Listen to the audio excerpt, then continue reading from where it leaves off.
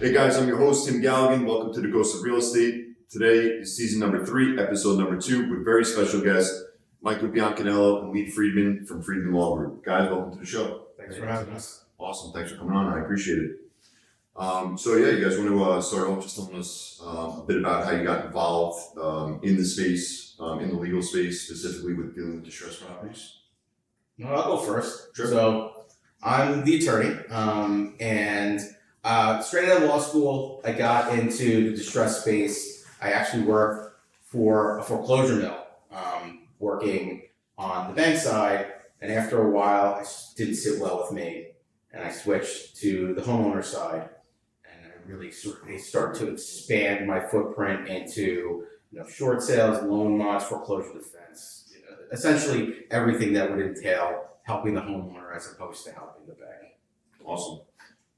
I started from the title side of the business when the industry was hot and heavy from '03 to '07. I owned my own title company.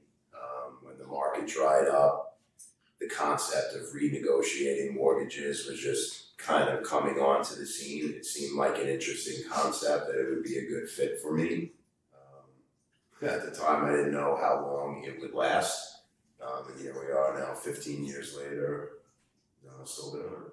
Awesome. So I got into doing short sales with you guys, and we've been doing it for a couple of years at this point. And from that, I've been able to go to different, I'm part of Keller Williams, so I've been able to go to different Keller Williams and give presentations on what short sales are, how they work, etc.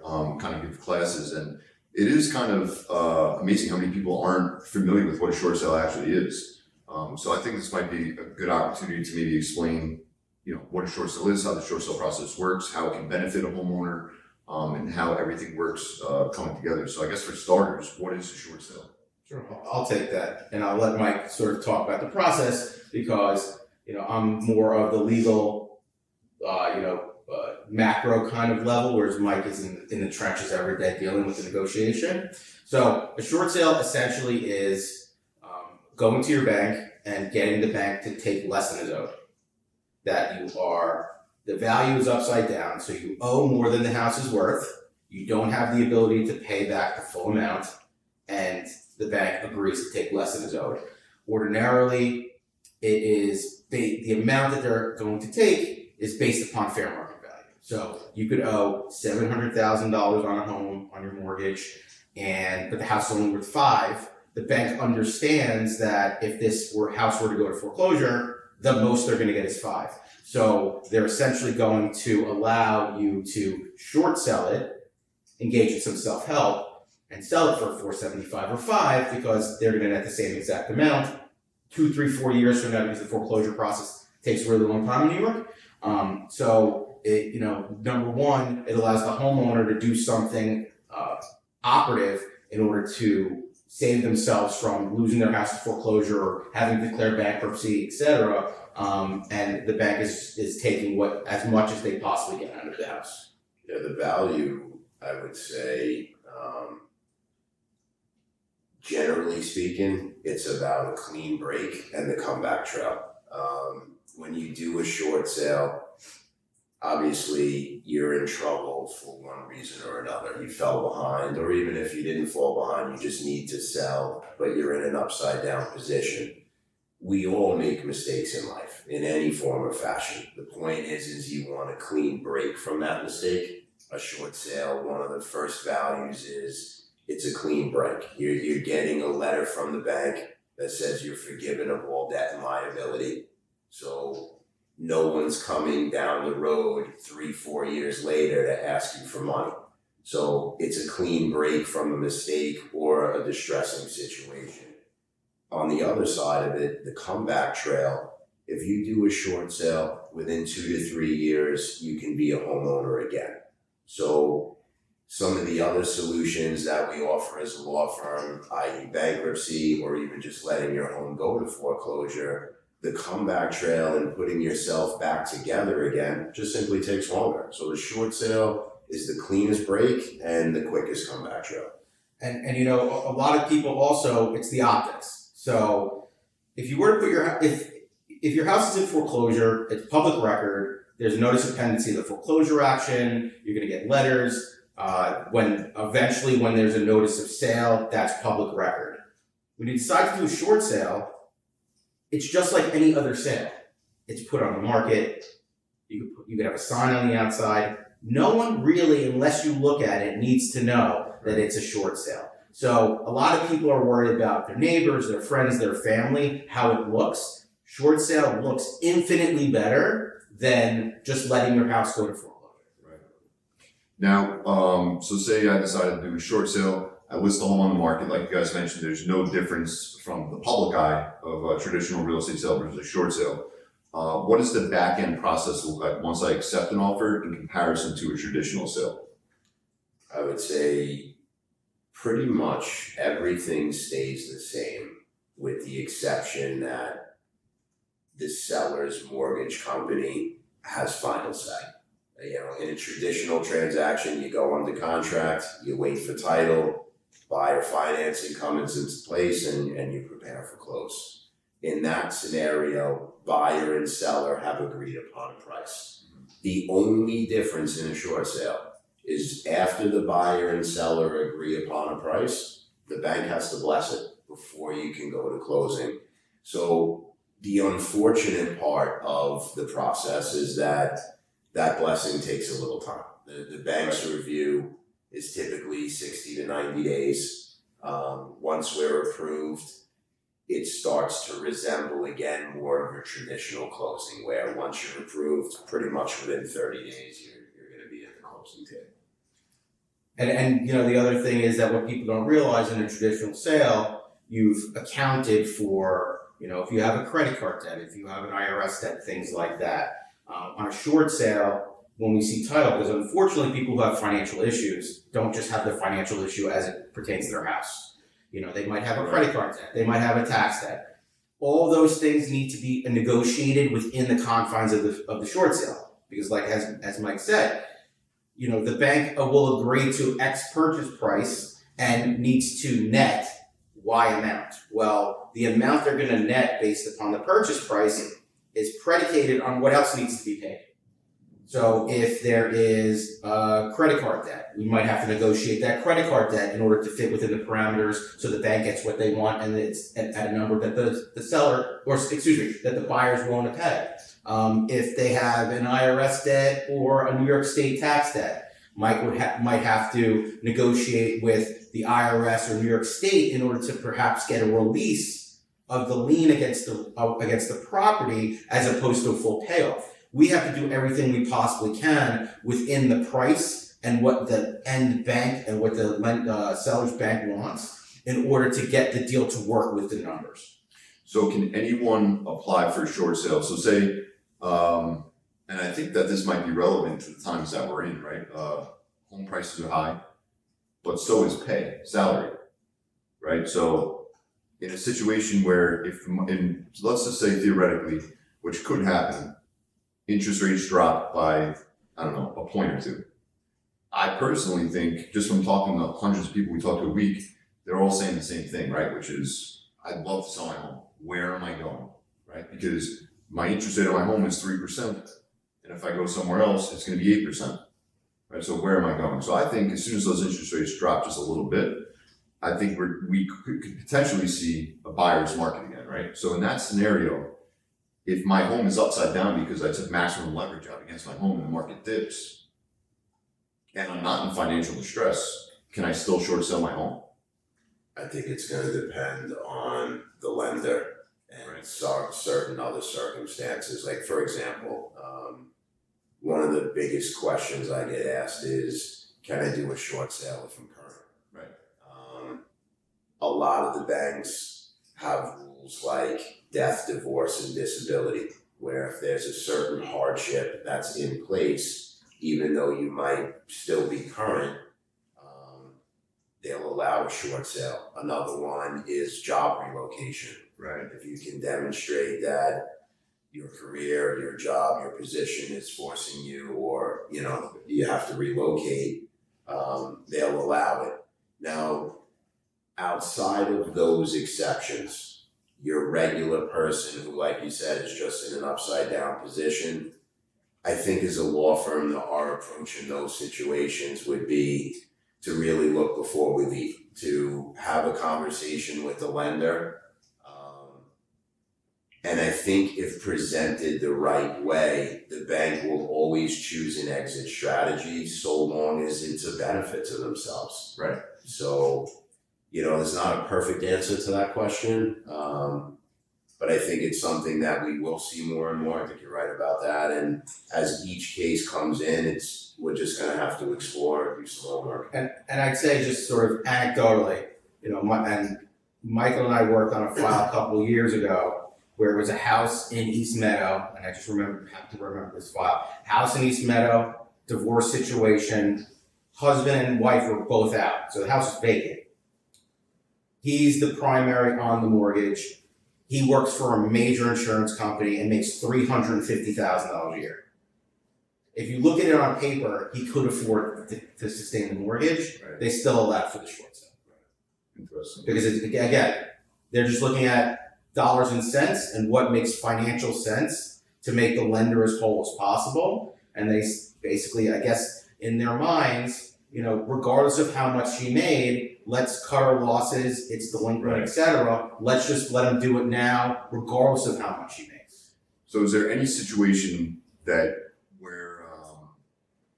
even if the person was in distress, they were behind, they weren't current, house is upside down, any situation where you would not recommend a short sale, and why? I mean, a situation would be where they have the ability to reinstate the loan. So by reinstatement, I mean bring themselves current and don't want to potentially further hurt their credit. I think that would be the only situation. Right. Somebody is $20,000, $30,000 behind, has a very good job, wants to go make the next move. If they right the ship in 6 months, they might be in a position where they can do whatever they want to do. Because number one, short sale and foreclosure is a protracted process. You're falling further behind, so it's a ding on your credit every single month. Right. If you were in that position, just from our experience, most people in our area are not like that. Most people are $50, $60, $80, $100, $200,000 behind. So no matter what financial position you're in, it's not, and you've resigned yourself to the fact that you're going to short sell the house, you're not saving the house. They're really not in a financial position to reinstate the loan, just to turn around and resell. Right.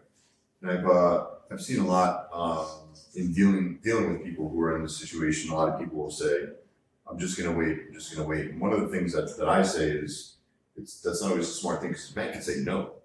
Right? So if the bank says no, and all you're doing, right, especially when people have equity in the home, right? If people have, $50,000 in equity in a property and they're behind, what would your advice to that person be?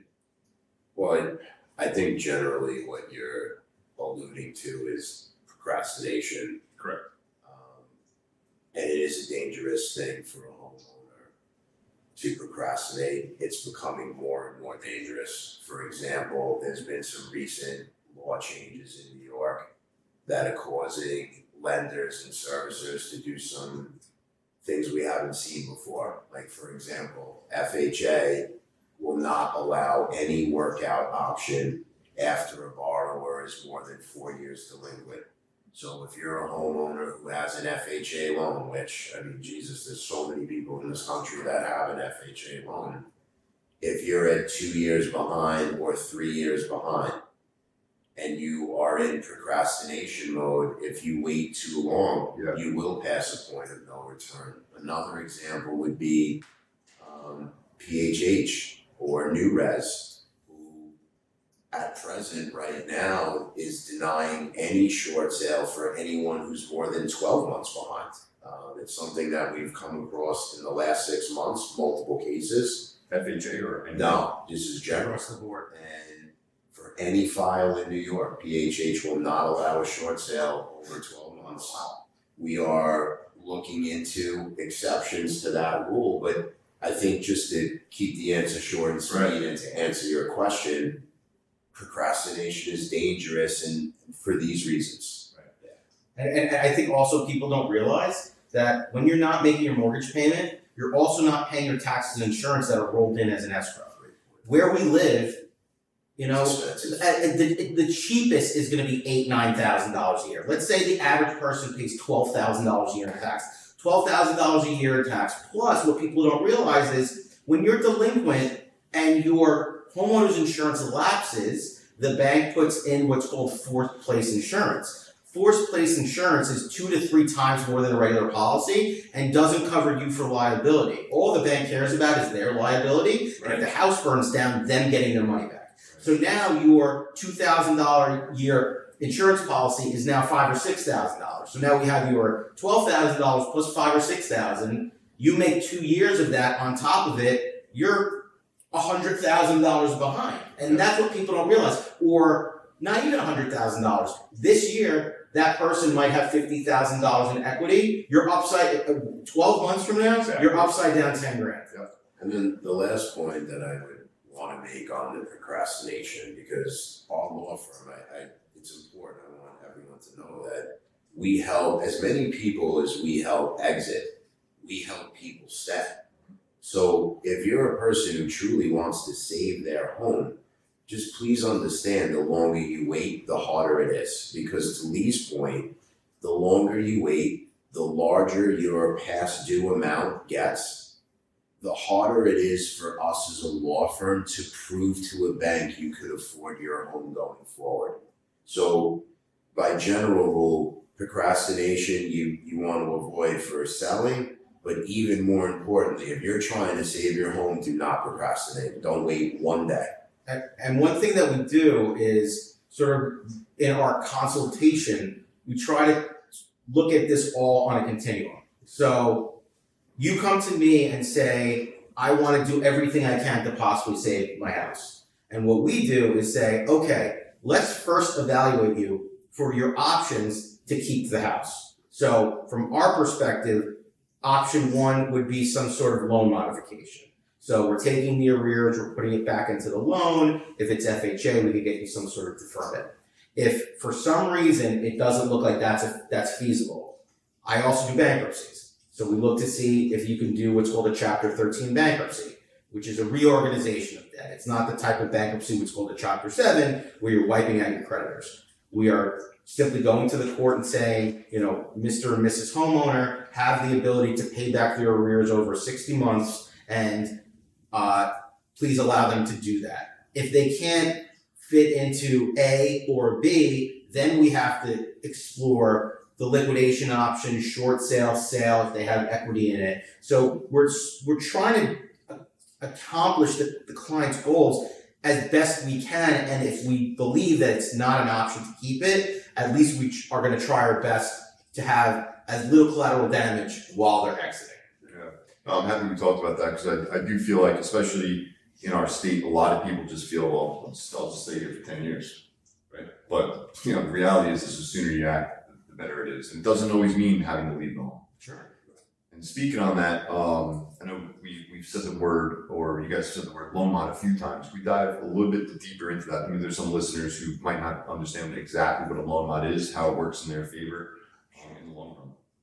I mean, a loan modification in and of itself is just renegotiating your existing mortgage. You're not getting a new mortgage. For most of our clients, they're delinquent. To be considered for a modification, you have to be a few months behind. It's tricky because for us as a law firm, we cannot tell you to go behind. But just generally speaking, most banks will not evaluate you unless you are. Right. In most cases, they're, like we mentioned before, they're taking your late payments and either putting them back into the loan. In some cases, they defer them. From there, without getting too complicated, there's different features, bells and whistles that a bank can add into a mod, but it's all based on the goal of, can we get the homeowner to a new affordable payment? Correct. If they feel like they can, they will offer a modification. If they don't feel there's affordability, they won't. And that's why for us as a law firm, it's not our job to tell people what to do with their home. It's your house, not ours. However, I think our biggest value is helping you sift through the options and truly understanding what is possible for you and what isn't. Because for a lot of our clients, before you're going to seek out legal representation, you've tried to help yourself. You've tried to call the bank, something happened, it didn't work out. So the time that we have left is so crucial. We can't waste our time pursuing options that have no chance of success. So the second we meet a client, like Lee said, it's important we go through our operation, figure out what options are real. Hopefully mod is one of them. Right. And if it is, we gotta get on it right away, get a package into the bank and start to renegotiate so that the faster we can get you to making a new payment is as fast as you get a full night's sleep again. And you know, the unfortunate thing nowadays is, so after the housing market crashed in 2008, federal government said to all the lenders, we bailed you out, you gotta bail out homeowners, you're gonna give them 2%, essentially modify them to 2%, you're gonna do some deferments, you're gonna make it affordable. Problem, and then what happened with COVID is they allowed basically people to forbear and not make payments for an extended period of time. They allowed for deferments, they allowed for a whole bunch of things. However, now that COVID is essentially over, the programs are not very good. Right. All of the modification programs, like if you have a Fannie Mae or Freddie Mac mortgage, in order to get a modification, you have to have a reduction in payment. Well, all of the modification programs are market rate. So if you got a modification, let's say COVID happened, you lost your job. They said, okay, we'll defer the rest and we'll put you at 3%, which was market rate. Now, 2 years later, you're having financial difficulties again. I have to say to the potential client, homeowner, look, we could try to get you that mod, but they're going to give you a new 30. You're 28 years into the modified 30-year loan. You're going from 3% to 7%. Is that affordable? The question is, we can do the math. The federal government says 31% of your gross household income is the appropriate amount for your household payment. But you don't pay in your gross dollars. Right. You pay taxes. You have all the other obligations in life. So that number really is not necessarily a real number for you. I have some clients who come to me and say, I don't care what my payment is. I bought this house, I raised my kids in this house, I want to die in that bed. They don't care. That's one client. You have another client who says, I can't afford an extra $200 a month, it's just not going to happen. Well, depending on the goal of the client, the client who says there's absolutely no way I can accept a higher payment. As an attorney, I can't in good faith take somebody's, take a retainer when my goal, my understanding of how this deal will work out is an increased payment, because that's just going to lead to an unhappy client. That client, we might have to discuss the plan B, the liquidation option, because it's just not in the cards. Even though we're good at what we do, if we get them what we think we're going to get them, they're still not going to be happy. They've paid a law firm to do a service that they ultimately are not satisfied with. And we're in the same situation where now we're trying to get a short sale or something along those lines 4, 5, 6 months later, where they're further behind and it becomes a harder situation. I think it's one of those things where, and I say this a lot to clients when we do consultations, is beauty is in the eyes of the beholder. So you take a gentleman who is divorced and living on his own versus a married individual who's got 2 kids in high school. The divorcee is going to say to us, why would I want to be $150,000 upside down on my home? I'd rather I'm a single guy. I'd rather just sell and start over. Right. The married guy is going to say to me, Mike, I got a daughter who's battling for a soccer scholarship. She's in 11th grade. I just want to get her through to college and then I'll figure it out. So that's where, again, going back to not telling you what to do for your home, all we can do as a law firm is say, look, we can get you a modification or we can't, but just understand in the cases that we can, the deal is looking ugly right now. Rates are high. Yeah. Yes, you get to keep your home, but it's not the way it was back in 2012 where we were getting half at 2%. So I think it's about setting the proper expectation with the client, and then they have to be honest with us about do they feel they can accomplish it or not, because then you're going to end up in the scenario like Lee said where we work hard, we do achieve a result with the bank, but the homeowner is still upset, and that's the last thing you want. Yeah. So let's say you try for a low mod, doesn't work out, you go for the short sale, you get an offer, you send the offer to the bank, and the bank says, no, we want this amount. What happens? Happens every day. I think from there, you got to assess fairness. And that's where Lee and I, sometimes it's tricky because our fiduciary responsibility as a law firm is to our client, the seller. That being said, we are intelligent enough to realize we need everybody to say yes to get a short sale to close. So when the bank says no, we want a higher amount. We, I think, first determine how realistic is the bank being, in our opinion, based on recently solds and other market factors. And then from there, we'll either fight them on that value to get it more realistic, or we'll go back to the market and to the buyers and say, look, we need you to come up. It's not a perfect answer to that. Right. I think each case by case, you gotta take a look. So let's say you're showing them, you're negotiating with them, you get them down, but the original buyer doesn't want to go up. Is a short sale dead at that point? No. Why not? Because I always tell clients, the bank doesn't care if Santa Claus buys your house as long as they're happy with the number. So what happens to homeowners who are in what we call short sale land is they're getting pounded by a lot of buyers. Yep. And sometimes they will choose to go under contract with that person. And at that point, you may not always end up having a deal with that person, but you can still achieve a short sale. You can still get out of this mess. There's plenty of good realtors like yourself and others who know how to work this process, and at the end of it, you'll be debt free. Yeah, and I thought that was an important question to bring up, because you can list the home again as an approved short sale. Of course. Right. And and the thing also is that, no matter what way you slice it in our community, there's always going to be low inventory. Right. On Long Island, there is low inventory.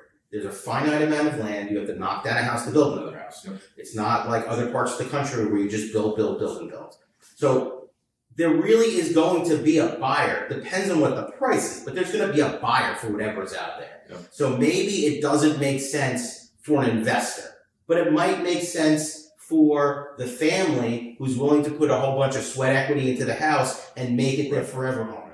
That makes sense, but you're only going to find that person unless you put it on the market and position it properly as an agent. Right. To make sure that that person sees the house and says, you know what, this is in our price point, we can't afford more, but we're going to do whatever we can to get this house. Even if the short sale takes 3, 4, 5 months, we're going to stick with it because we know we can make this our forever home. Right. Yeah, and I think to your point, like some of the market factors coming out of COVID, that in the past, traditional buyers would steer so far away from short sales where it would only be investor. Right. We're seeing so many more bids coming in from regular traditional buyers who, to Lee's point, are trying to make this their forever home. And honestly, it's refreshing because it makes it easier to get a short sale done. Because whereas investors are always looking for bottom line, a forever buyer might be willing to pay a little bit more because they know they're going to get the return in the long run. It is interesting. Some interesting things we're starting to say. And I think it also goes back to what you started with, where you do training at the Keller Williams offices. A lot of it comes with realtor education. Yep. Because I think there are a lot of realtors that think for some reason either short sales are too hard, they don't close, we don't want to deal with it, or short sales, we're above short sales. You know, we're not. The fact is that with the downturn in the market, there's going to be a huge influx of short sales. You can't avoid them. And all the brokers in the offices are saying to all of their agents, you really have to pay attention to these types of deals, because if you don't, you're cutting out. And just to what Mike was saying, and I was saying before, the end buyers are now looking at the short sales as possibilities, not just as an investor, just not as a fix and flip. Right. It's not necessarily a fix and flip. It's that you could find something at a reasonable price that perhaps is somewhat below fair market value that's in your price range. Because the unfortunate thing is, on Long Island, it's very hard to find anything under $400,000 across the board. So if you can find something that's not in the best shape but is livable, and you're willing to put the work into it, now you have somebody who's not a homeowner, who's out of the market, especially now, because in the beginning of COVID, there was a huge influx of buyers because rates were 3%. And if rate is 3%, people who are not in play are now in play. What wound up happening is the prices went super high because everyone was losing out and going higher and higher. But now we have a situation where you can buy a house that's maybe below fair market value that you could grow into, and even at the 7% rate or the 6% rate, they could still afford that $400,000, $380,000 house, and that makes them a player to potentially buy a house. They're not out of the market.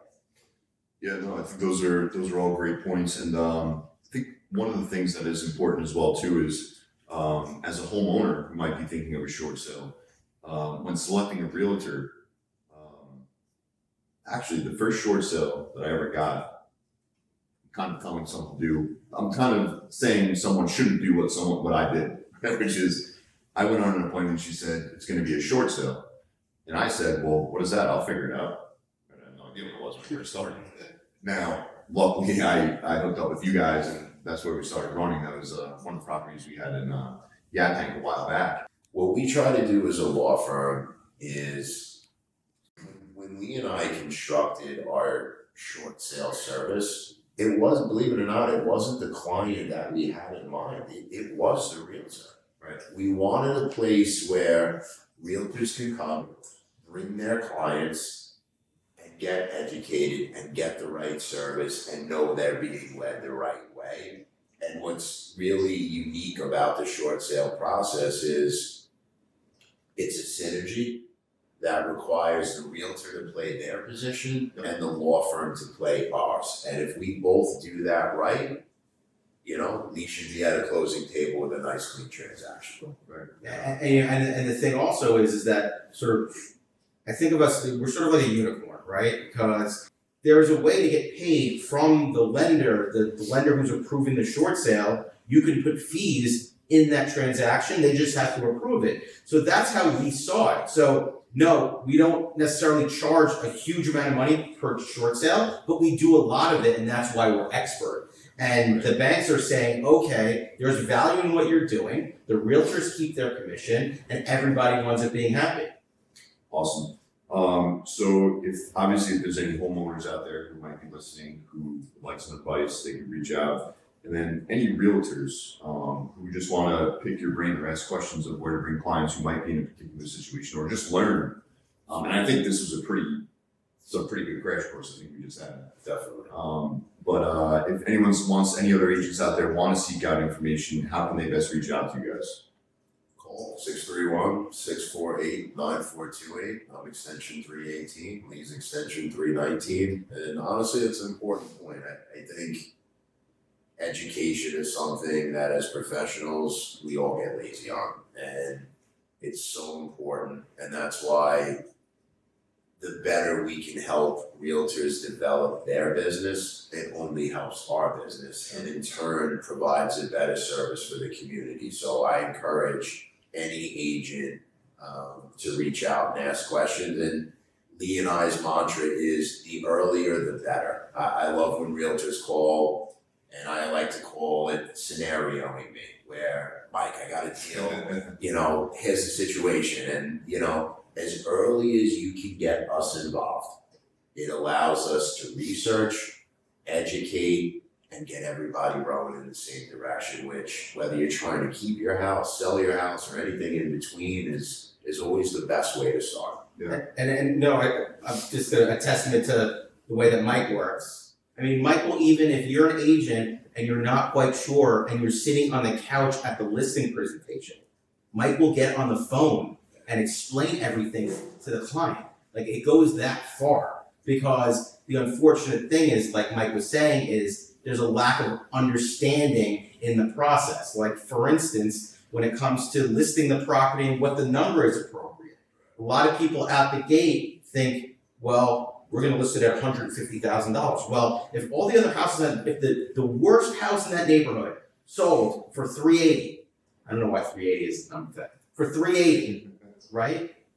You're at $150, they're gonna laugh at you. They might not even counter you. Right. You have to put it it has to be at least listed in the ballpark, whereas it could be an acceptable offer, because otherwise everybody is wasting their time. Deal setup is important. That's why, again, the earlier the better. I can't say it enough. Awesome. And any agents out there who are listening who do need help in learning or looking for someone to help with short sales, I'll give a live testimonial. I knew nothing about shorts, nothing.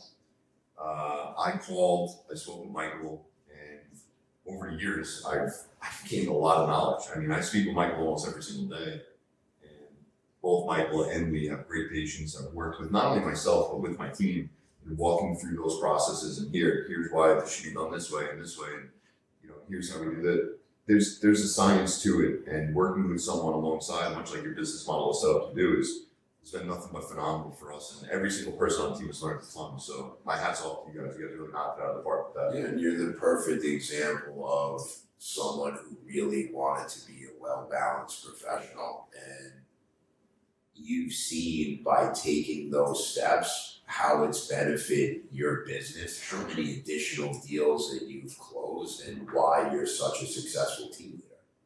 So no, it's been a great relationship, and anything we can do for you or anyone on your team, please don't hesitate. Awesome. Not to mention, this guy drove an hour and a half to a client visit to close the deal. I don't know any other attorneys or many other attorneys who would actually do that, or law groups, but I'll never forget that. So thanks for that. One more time, if anyone wants to get in touch, how do they reach out to you? What's your phone number? So 631-648-9428. And when it comes to this sort of stuff, it's either going to go to Michael or it's going to go to me. Awesome. Guys, thanks so much for coming on the show. I appreciate it. Thanks for having us. Thanks. Awesome.